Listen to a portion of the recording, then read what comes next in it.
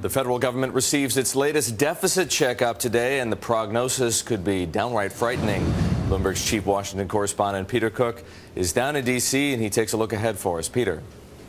A daunting picture, perhaps, Eric. The Congressional Budget Office's latest assessment of the deficit likely to paint a somewhat scary picture. The question is how scary.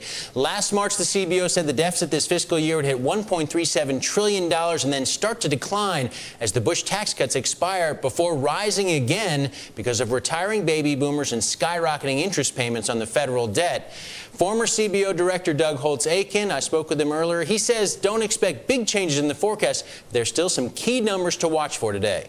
I think you want to look for a couple of things. Number one, you want to look at any changes to the economic outlook. CBO has been more pessimistic than both the blue chip and the administration. Part of that's because they're obligated to pretend that the tax cuts are going to sunset, so they got a big tax increase in their forecast. But it will be interesting to see if they've marked it further up or down. My guess is it won't change too much. They were at 2.1% for the full year, the fiscal year 2010, or at least Q4 to Q4 back in January. You think that number might come down? I don't think they'll mark down. Some people were hoping they'd mark up. I expect it to be relatively unchanged. They had a real question is, will they continue to show very rapid growth in the years 3, 4, 5? They actually had the unemployment rate coming down faster than the administration does. Those are things I'm looking for in terms of the overall shape of the economic recovery. The second big set of items is going to be what will they do with the health care bill?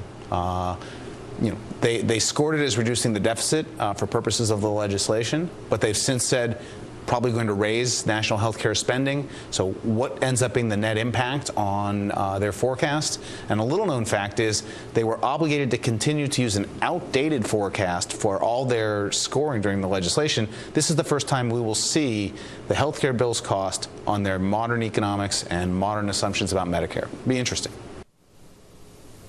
Republicans will be honing in on that health care number. Two other things to look for in today's report. CBO should update its price tag for Fannie Mae and Freddie Mac, and we should also get a separate forecast for what the deficit would look like if the Bush tax cuts are extended in full. Eric, you'll be sure Democrats will be looking at that number. Peter, a key question for you. Are there any differences between the way that the CBO is looking at the deficit versus the way the White House is looking at the deficit? Well, because they assume all the Bush tax cuts expire, the CBO is required to do that because they have to look at the law of the land. It is actually more optimistic, at least in the short term. The White House back in July said the fiscal year deficit would be $1.47 trillion.